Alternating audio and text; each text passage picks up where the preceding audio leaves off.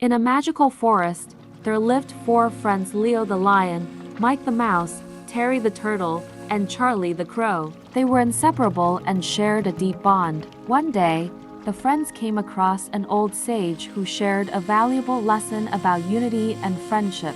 He told them about the strength they could achieve by working together. Soon, they faced a great river blocking their way. Individually, it seemed impossible to cross, but together, they hatched a plan. With Leo's strength, Terry's steady pace, Charlie's clever idea, and Mike's agility, they successfully crossed the river. It was a triumph of teamwork. Their journey led them to a cave where they discovered a treasure. It wasn't gold or jewels, but the treasure of true friendship and collaboration. The friends realized that their individual strengths, when combined, made them invincible. They thanked the wise sage and continued their adventures, forever united by the lessons of friendship. And so, the four friends continued their journey through the magical forest, facing challenges with unity and friendship.